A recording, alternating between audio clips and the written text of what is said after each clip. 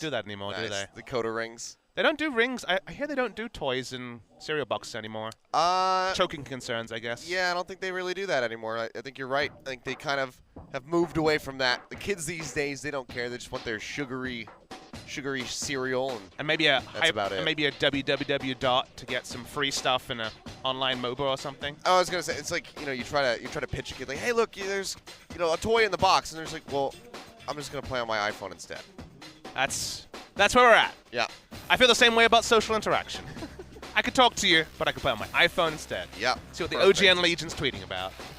As we enter Game 2, where Jinair is looking like they are in a very comfortable spot against Everate, but I think CJ would have felt the same when they entered Game 2 of the Challengers Final after coming in after an undefeated season. And there was that 3-1 reverse sweep of CJ by Everate. So we've learned not to count Everate out, even if Game 1 was very one-sided. And look at this interesting Caitlyn ban coming through from the side of Everate. So not wanting to see a repeat performance of domination in the bot lane. And it feels like with Caitlyn, Varus, and Ashe now off the board. The top lane pool is so wide open at the moment. Exactly. That part is true, but the bot lane was what decided the previous game. So how high priority will a champion like Ezreal, for example, be for Everate winners at first pick? Well, there we go. So first top lane ban does come out with Camille being taken off the board. Jinair, what do they want to do? We saw them ban away the Rumble last time. Ashe and Varus, the other two from them. And we get to layers upon layers. I think you have to draft Kennen over Rumble if both are up. It's a bit of a moot point now. Kennen really comes across the strongest champion available in the pool.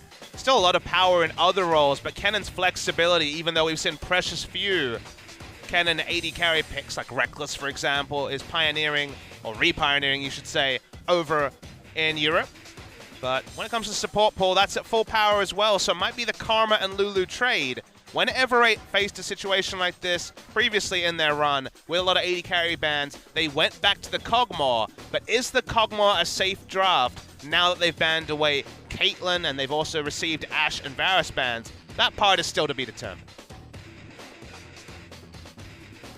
Well, now Lulu still being first picked here for Everate. It's like Jinair playing around with the idea of the Zyra.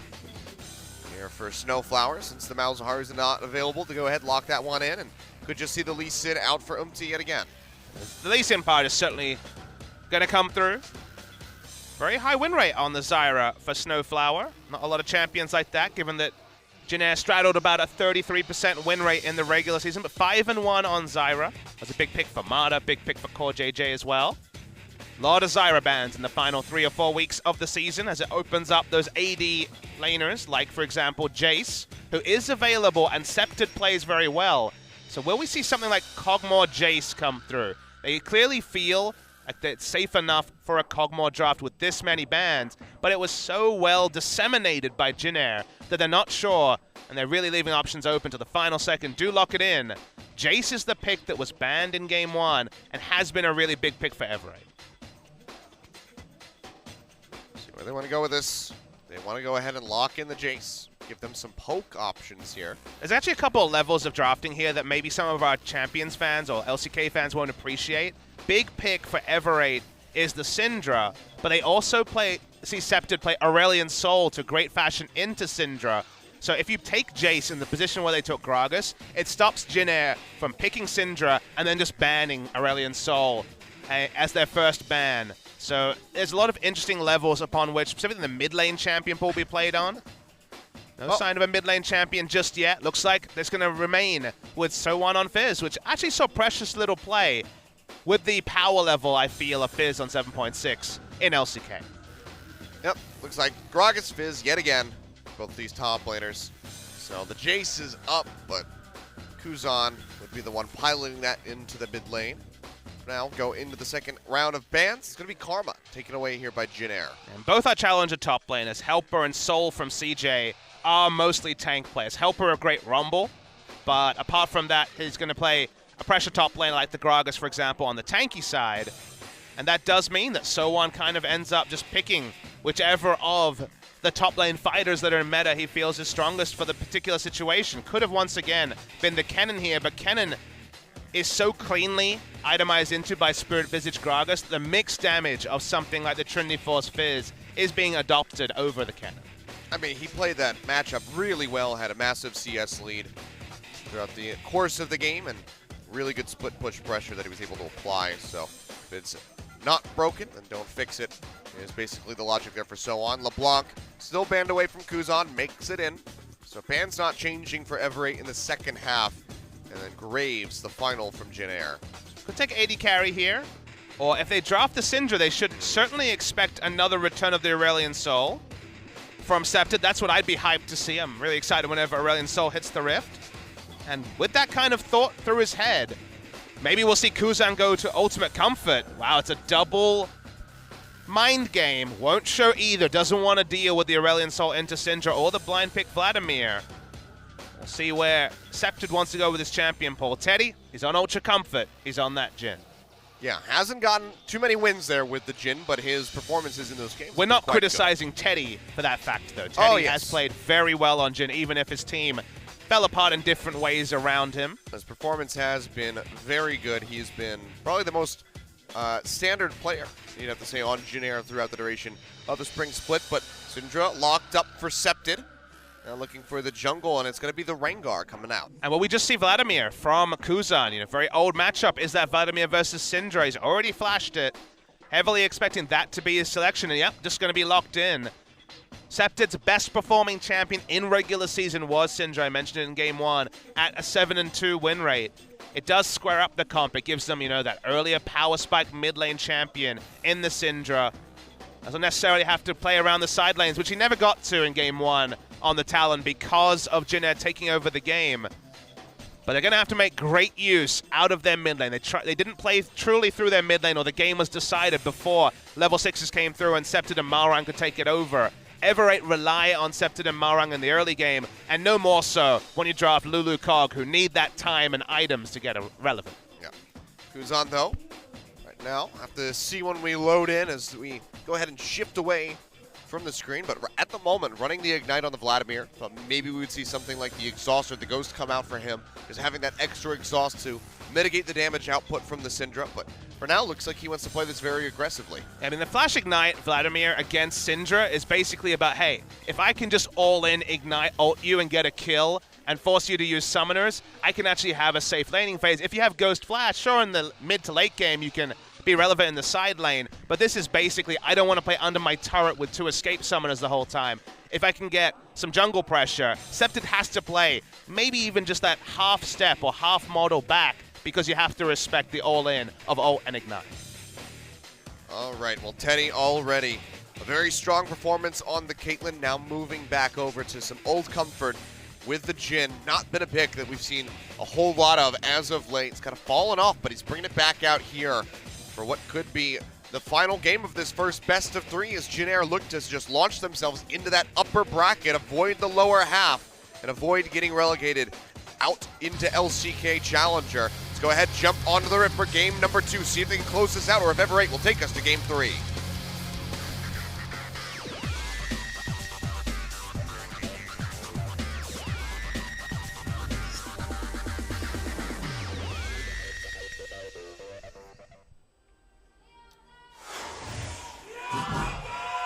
Here we are. Quite a mini fan there for Jin Air. And we'll be starting things off with another Infernal Drake. Always good to see. This played very well. Teddy's dance for moves Jin Air. Oh, looking yeah, he's pretty just good. He's just going crazy. Warlord's Bloodlust is the Keystone Mastery for Teddy. One of the reasons that the drop-off in Jin play that you mentioned came through was obviously the direct nerfs to the champion, but it's kind of the Riot 1-2 punch, where one patch you nerf the champion, then you either nerf core itemization, which of course was also nerfed with all the lethality items, but his Keystone was also nerfed, so it was the, I guess, third punch that really put Jin into the ground.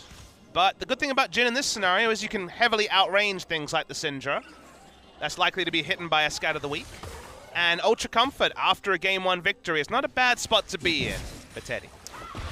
Kuzan looking to harass away over by these Raptors yet again, but without having the range and comfort of that Karma. Won't be able to get any takeaways there.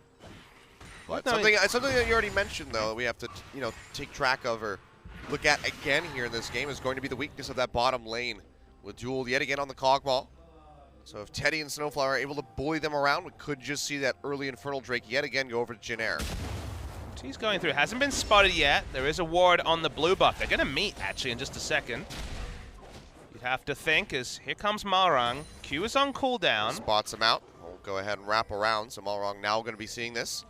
Ward over the wall, and MT probably just going to go his separate ways here. Now, this is risky from MT to overstay. Remember that Vladimir won't necessarily be able to have a huge pushing advantage. Does have about a half minion wave, but he can't push and rotate as easily. And at the last second, after we were seeing the graphics, Kuzan has moved over to Ghost Flash. There was an outside chance that he could have ghosted over, but still a level 2 Vladimir, so not expecting too much jungle invasion help from the mid laner. Good to note. I did swap that one up, not going for that ignite. So we'll be looking to play around the side lanes as we enter that mid-game point. For now, he's just going to be getting bullied out, relying on that transfusion, trying to keep himself sustained in that mid lane. But has the Dark Seal, has multiple biscuits in the inventory, so he'll be okay, barring a gank coming out from Malrang. The last time we saw a lot of Vladimir versus Syndra was around World's Duel. Yeah, it's locked down. Deadly Flourish. Keeping him rooted. He takes quite a bit of damage there from that grenade. A couple of variables have changed about the matchup. Vladimir is a lot more AP scaling intensive, so Spirit Visage first. You don't have a lot of team fight damage, so we'll see what the itemization is like for Kuzan. Might go Spectre's Cowl into more offensive options. But the Q being buffed does mean that he's, especially the Q being buffed when it's not empowered by his Crimson Rush passive, means that laning phase is a bit stronger. So he'll get through the laning phase, he'll get his item, but the first item purchase, if it's ultra defensive, will kind of lengthen the time to which you can be that AoE Wombo Lord on the Vladimir in the mid to late game. That's right, a Wombo Lord. Wombo Lord. What's wrong with being a Wombo Lord? Nothing. Perfectly acceptable in today's society. Better Back to the 1980s, though, just, You know we have an edgelord playing in our next match. Wonderful. How do we not make that joke all season? I don't know. Somehow we avoided it.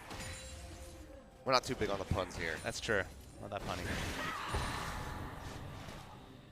Malrang was looking for an early gank bot lane. Another thing I noticed about Malrang watching that Challenger final was he got 2 successful ganks off on Rengar pre-6 in the bottom lane, so he is known to not just go for the pure farming style, even on his champion picks, which traditionally we expect to be largely in the jungle pre-6. I hope we get to see his Graves sometime today, if they are to play in our third match. Or if they take us to a third game. Indeed. But for now, it seems like it's just going to be banned away, at least by Jin Air, where their priorities are lying, and Ever8 not wanting to pick it early. Snowflower standing on top of a ward, looking for those grasping roots to come in, lock down Jewel, and try to get an advantageous trade. It's going to miss out on the root, though. So will Teddy. Bit through, though, from that grenade. Some decent exchanges, but now Malrang making another visit down to this bottom lane. Walks into the brush. Hasn't been spotted yet, I don't believe. Jumping forward, Snowflower immediately answering, but the bullet comes down. Snowflower locked up. Heal is already out from Teddy. Won't be able to keep him alive. That's going to be Snowflower going down, but now Umti arrives. Sonic Wave will not connect.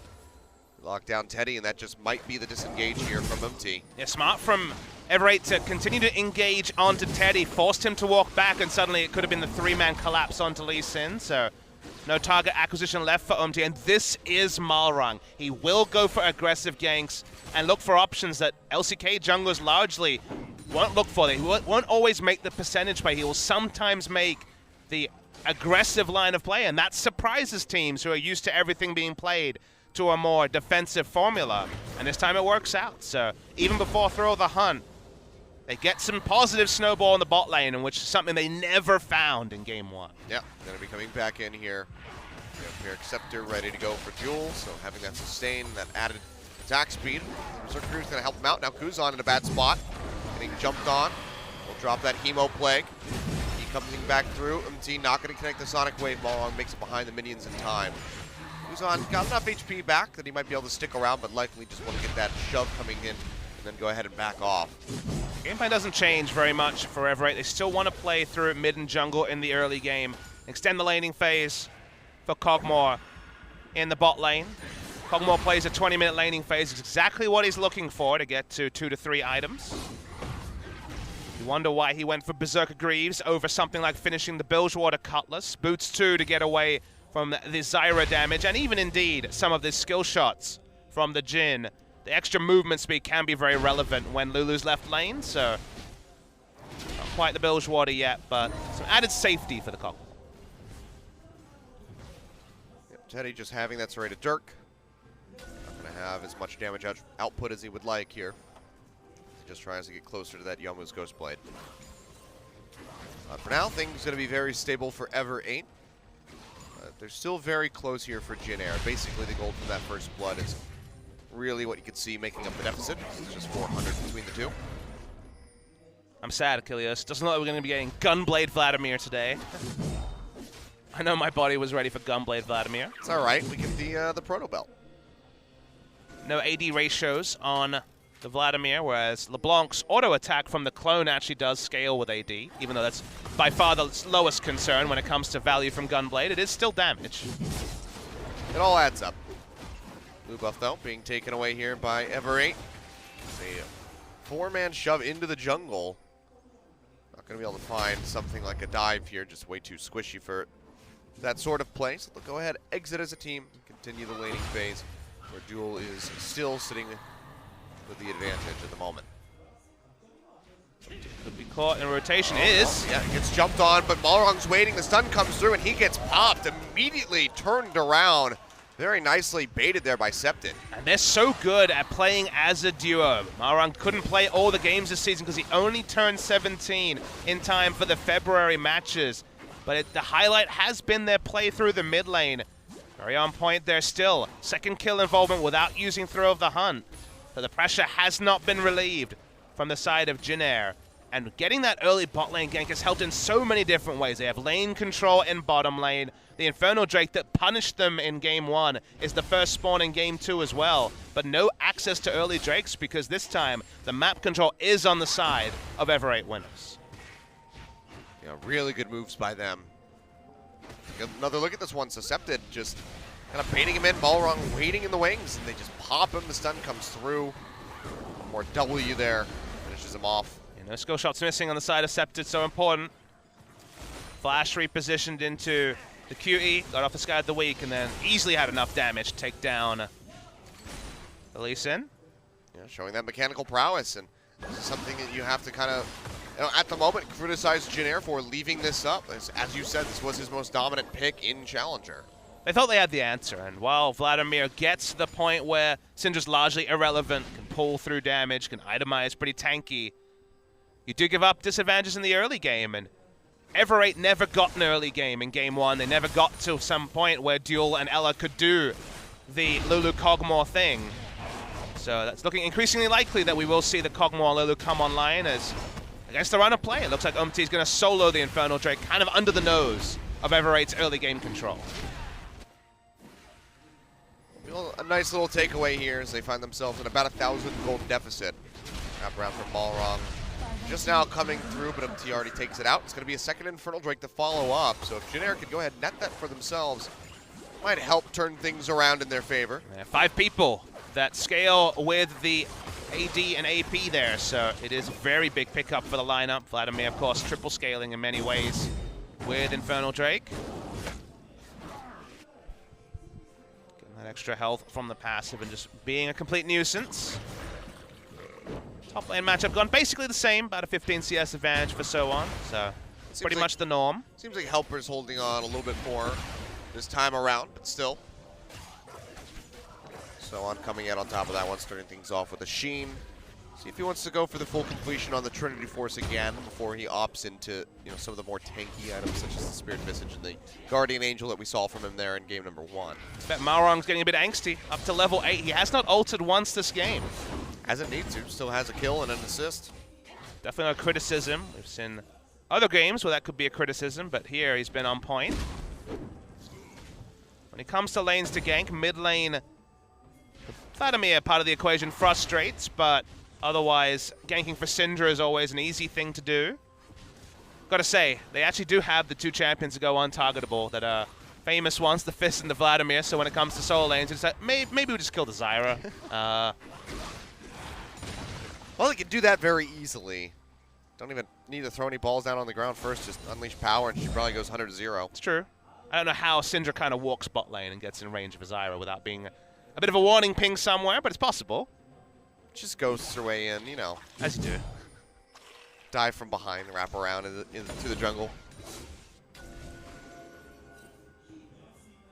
Now, Malrong, bit of a rough spot here. Snowflower not in a position to root him and try to lock him in for the rest of the team to collapse. Does make it down into the open arms of Duel and Ella as they keep him safe. Vision for both sides means that everyone's dodging around skill shots. Goes on. Get jumped on, knocked down a half HP. It's a flash away from Malrong. Sees the rest of the team arriving. Here comes! The Flake thrown down, and they get accepted right off the bat. And now Malrong rooted down by that deadly flourish. Being taken out by Kuzan on the backside of the fight. Meanwhile, they find Ella with the arrival of Soan off the backside of the teleport. Pop the Cogmaw. He does have that Acathian surprise coming through, looking for Soan. Gets a bit of damage down. He'll get body slammed and taken out as Helper picks up the kill. But that's just going to be 2 for 4, a massive trade up by Jin-Air. And neither AD carry really will be able to get much done in these unorganized skirmish fights. So Cogmaw was kind of caught in between the front and back line. No one peeling for him. Needs the true setup that was denied from him in that engage. Teddy didn't ult either, so it wasn't an AD carry fight, and that's the sort of fight where Vladimir can flash in, ult, and just basically run amok with AoE. So when we see the replay, great teleport. First teleport comes through from Soan, not known for his teleport play, much more known for displaying pressure carries, but they assassinate the mid laner instantly, and that means that a lot of the wombo damage from Everate is gone. Yeah, really good turnaround. Kuzan looking very decisive with that aggression. And Helper, I mean, he responded with his own teleport very quickly, about half a second after we saw the one from Soan, but it's just not nearly as impactful. And when we're talking about something as brittle as a Cogmaw Lulu backline, or even if it was Teddy first reacting, the first teleport is what it's all about. That's the gold standard. So if you're going to be on the Gragas, the teamfight tank, being second to an engage skirmisher like Fizz is not acceptable. So credit to Soan for being on point. Well, now Ella getting locked down. Sonic Wave does come in. They don't want to dive in. Malrong and Septed. Now Jin-Air trying to defend this turret. It's in danger of going down. Would be first brick for either team. Whoever can find it here. Mid lane getting chunked out a bit by Kuzan on that push, but overall doesn't get too much damage down. So for now, Jin-Air going to have to be very cautious in defending this bottom tier 1. Yeah, Someone's actually been able to go full aggression, not even gone for the component parts of Spectre's Cal. Full damage. Trinity Force probably has the gold for it, will be 100 gold away. Does mean he takes good trade damage from the Gragas. Teddy, not known for lane control on the Jhin, of course, and Cogmaw Lulu able to balance auto attacks and push in. Some coverage in the bot lane, but Jin-Air is happy with this scenario as long as they don't lose the turret, or at least if they delay it for as long as possible. TMT hovering around the area is spotted out by that ward by the Gromp, so won't be able to find an opening for a gank onto Duel and Ella, but the presence should go ahead and drive them back, at least for the moment. So a little bit more HP, staying on the turret here for Jin-Air. And the game plan for Everate, talk about multi-step processes, take bot lane turret and then group with Gragas in top, and they have so much extra pushing, and Fizz famously, especially AD Fizz, can't wave clear at all as you max the Playful Tricks to second, and just take the turret of the Fizz. So the fast rotations most commonly associated with a champion like Caitlyn. It's what Everate wants to be doing. But Jin-Air is basically just defensive coverage wherever possible. First throw of the hunt popped. Again, this one coming through. MT may be the target, but they can't quite get in range here. Malrong just going to toss out a ward.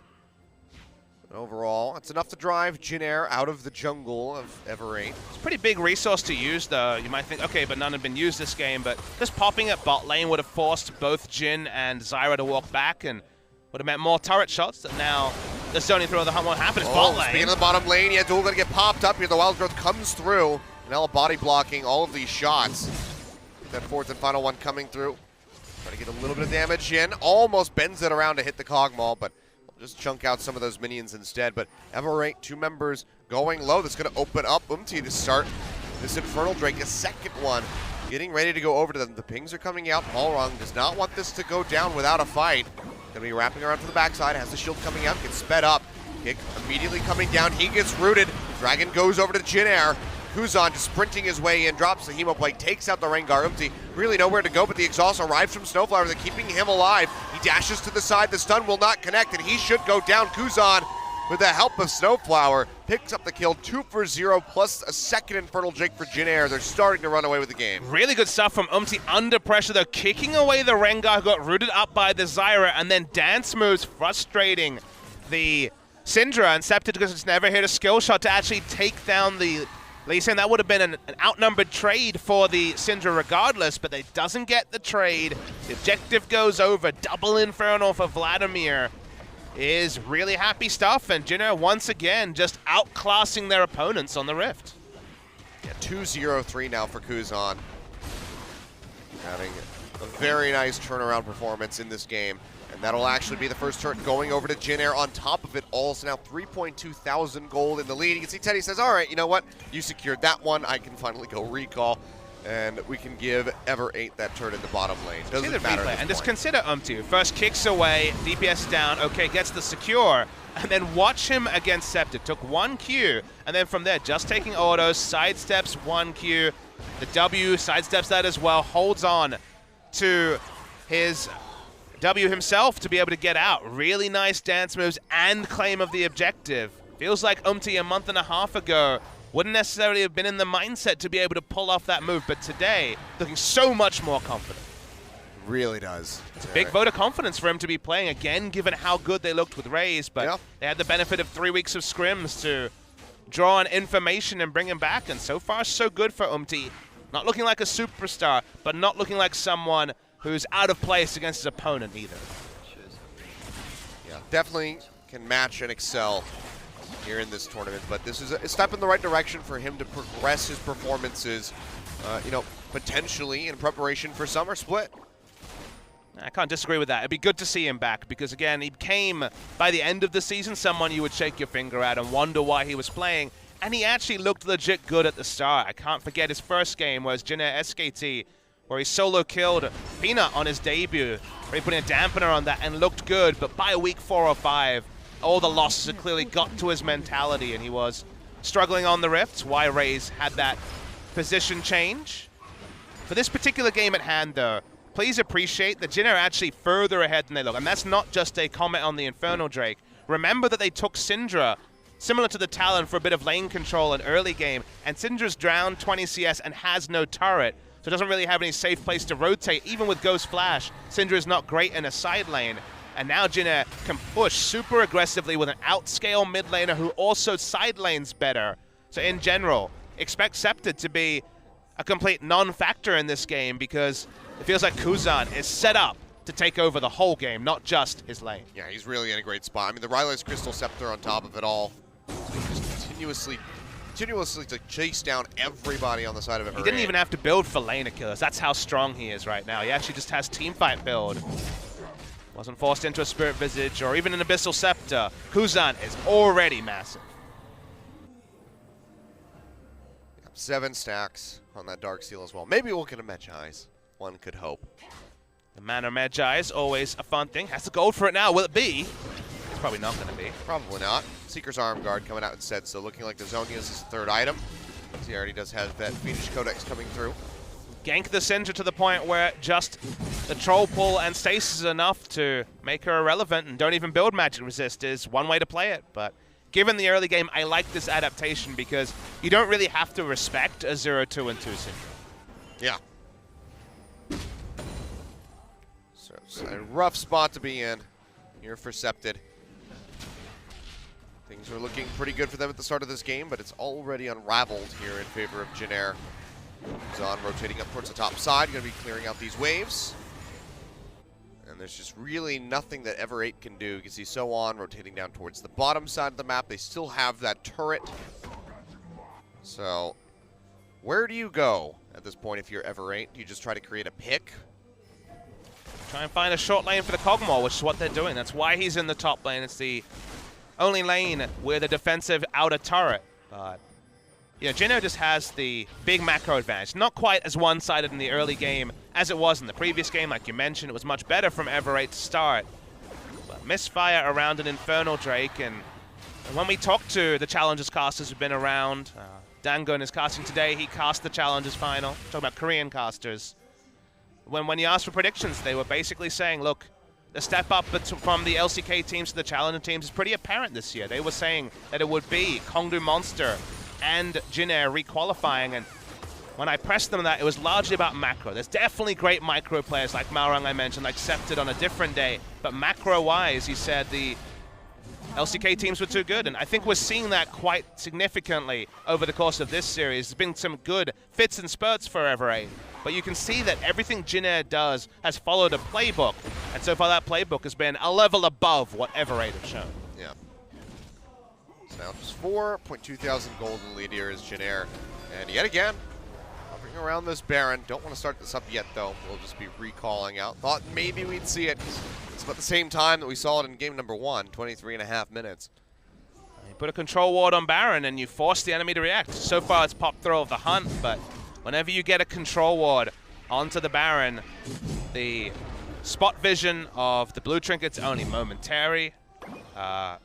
Regular wards being put down don't grant vision, and you bait in the sort of fights that Jinair will win. If they actually have Everate push up, wow, he actually proto-belted mid-pull. I didn't know you could do that. Neither did I.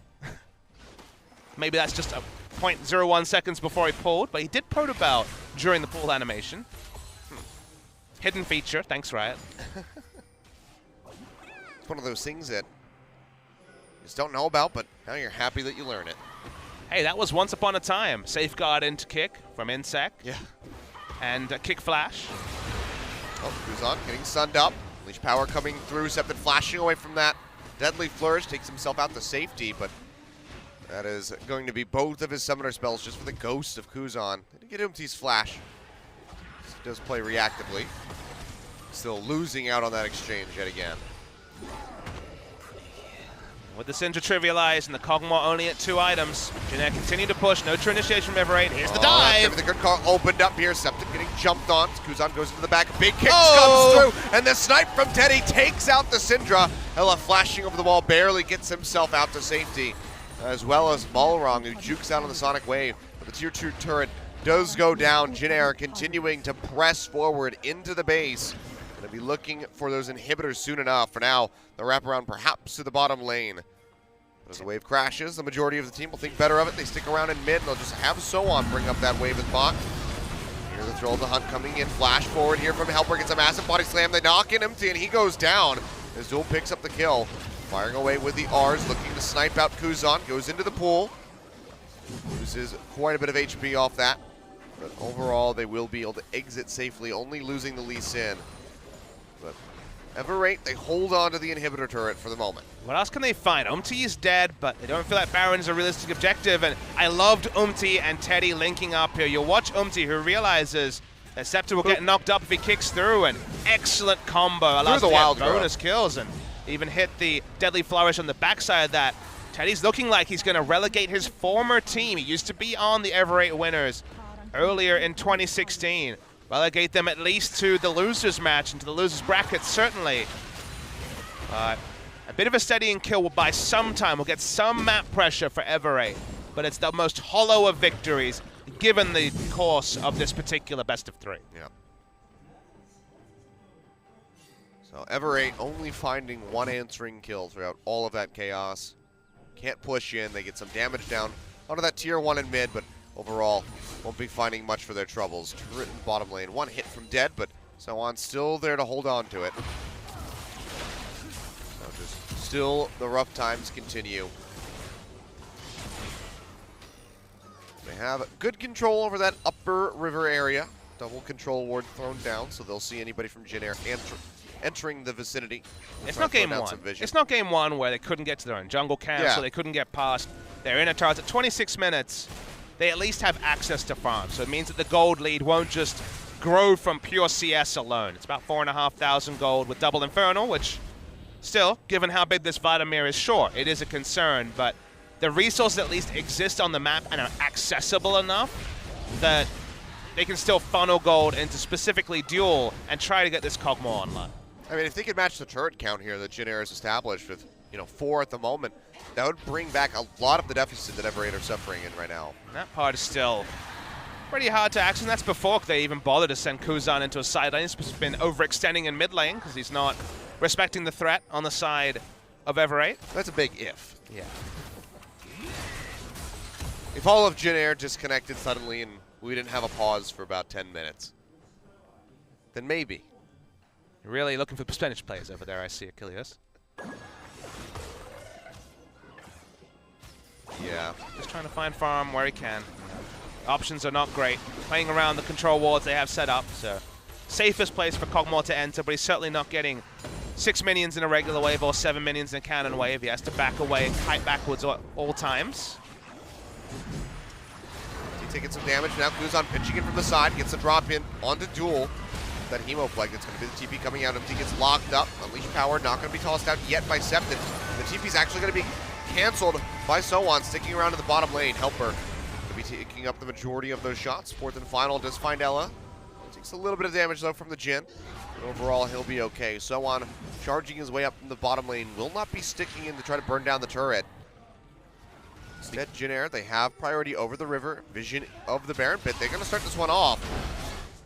28.5 minutes, no vision in the pit. Scrying Orb comes down.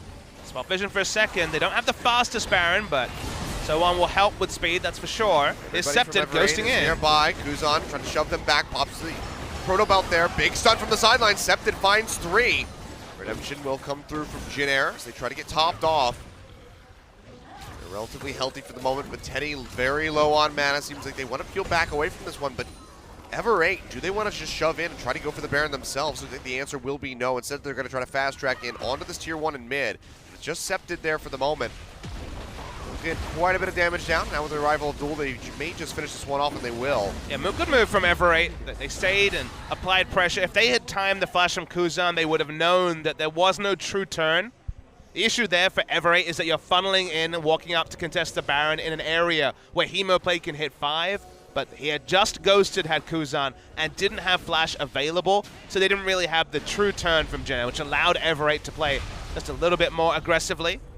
Still, Jin Air knows the way they win this game. It's to keep the control ward on Baron, wait for the true commit, and then flash 5-man Hemoplague will almost certainly turn the fight for Jin Air. But it was good to see Ever8 understand, okay, we're not going to be able to rush down the Baron, get the free objective in mid lane, try and get some of these turrets that have eluded them through the course of 2 games. Remember, they didn't get basically anything on the board when it came to neutral objectives in game 1. At least they have 2 turrets to their name in game 2. Keeping it close. Now Helper, go ahead, look to pick up that 3rd one.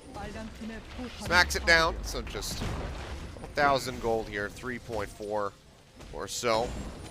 Separating them, so much better off is Ever8 here in game number 2. At this point, it was almost about a 10,000 gold deficit for them in game number 1. So one's going solo queue with the recurve bow in inventory.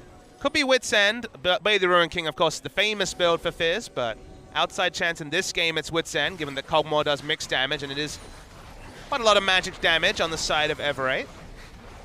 We'll see. Otherwise, just has the chain vest there for that Guardian Angel. Blade allows you to lifesteal off the minions, so it's one of the reasons why it can be very, very powerful. Still just shoving that lane in bottom. He cancelled his teleport, remember, so he actually has teleport up. It's always interesting when you see cancelled teleports, because if you see the perfect initiation from Ever8 when they see a cancelled teleport, you criticize the person for cancelling. But if he's not needed to be there, the extra time that you get on the cooldown can also be a big factor. So for right now, Sowan is entering bottom, and they have a big teleport advantage over Ever8 for about another 30 seconds. Yeah, Helper just going to have to stick in there, at least for the moment. So Sowan just going to continue to apply that pressure here towards that last one of 2 remaining inner turrets. Ella getting kicked in, lashes away, but Kuzan's there to scoop him up, takes him down. Very nicely done by Umti, finding that opening. Has to use the flash for it, but they still get a pick. But where does Jin Air want to go? Not going to be the rotation up towards that top side. Instead, they find Duel. They lock him down. Deadly Flourish into the roots. They pop him up. One more hit would take him out. They dive in underneath the turret. Teddy finds the snipe. Balrog will fall in the end to the Hemo Plague. Captain Surprise not going to get any damage in it. Just like that, Jin Air.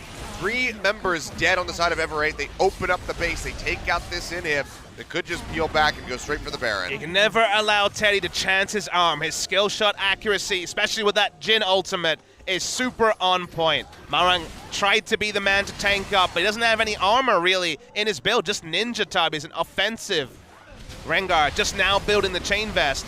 They'll swap over to the Baron. Helper might have the teleport, but this should be the most straightforward of Barons, over to Jin Air. I think he learned from game number 1. He doesn't want to TP into 5 members of Jin Air. We're just all waiting for him. Traps or no traps, he's not going to do it. The Baron goes over to Jin Air here, 32.5 minutes in, and you know, I thought that they'd be okay with just the Lulu being dead, but Duel just way too far forward. Oh, the single auto attack from the plant meant the Deadly Flourish was going to ruin the day of both. Marang tries to tank up, but no armor to his name, dies incidentally to the first couple of shots of Teddy's ult and the rest of the damage from Vladimir. And that will probably break open the game in the biggest way possible. Jin Air were already in the driver's seat, but now... I mean, we just went from 4,000 to 8,000 gold. And the items also. Guardian Angel completed on the side of Sowan. Teddy's running out of item slots. He's already got 5 items and just some control wards, so... even with the slight nerfs to the items, this Jin is one to fear. Certainly is. The Duskblade coming through as well, so keeping it classic. Deathless here for both he and Kuzan, 405, 304 respectively on the score lines. I mean, Teddy's stats in a losing team were ludicrously good. Damage percentage, KDA. He was very much, it felt like at times, you know, the meme is 1v9, but he was the shining star and then some. Korean fans are always very harsh on losing teams. They don't normally look for diamonds in the rough, but people were saying this guy is a top 3, top 4, top 5 AD carry in a team as a rookie, and that is really big hype for Teddy, who Ever 8, like we say, knows very well, used to be in the Ever 8 organization, and rose up to the challenge on Jin Air very well. His team, unfortunately, couldn't match him. This is the tournament for them. This is their postseason, and so far, so good for the side of Jin Air Greenwings. Yeah, it's been nicely done. I mean, we were impressed with Teddy. Of course, as we've talked about this many a time during the spring split, but even Kesper Cup last year, yeah, that was pretty much his debut there for Jin Air, and looked very good. And he was one of the ones we wanted to keep our sights on. But Malrong, he's in the sights of Teddy here, gets sniped out immediately. Final shot coming in, finds Ella, chunks him out. Meanwhile, Sowan getting that split push going in the bottom side of the map. Already takes out the inhibitor turret, and Jin Air just going to look to strangle the remaining life out of Ever 8 as they continue this push. Baron empowered minions still there. That'll be another exposed inhib. Now on the top side of the map. They're just going to be looking for that killing blow. 3 inhibs about to be dead. Ever 8 have put the onus on their bot lane multiple games in a row, even if it looked like the weak link in some of their games in the latter parts of the season. Feels like Scepter and Marang have had good champions, but they haven't had a cohesive duo lane behind them, even with First Blood this game. Duel has been shadowed by Teddy at every opportunity, and here's Duel, he's gone. Yeah, just trying to trade a kill in on Teddy, works him low, but he's taken out in the end. Kuzan going forward, looking for that Hemo Plague, just find Ella. It's a bit of damage thrown down onto him, but it doesn't really matter at this point if they find more kills. The turrets are being destroyed, TP coming through from Sowan, keeping that super creep alive as they knock down the rest of these Nexus turrets. Helper body slamming forward, doesn't find anything, just has to retreat back to the fountain with that Guardian Angel. A massive pop-up as Kuzan goes in yet again.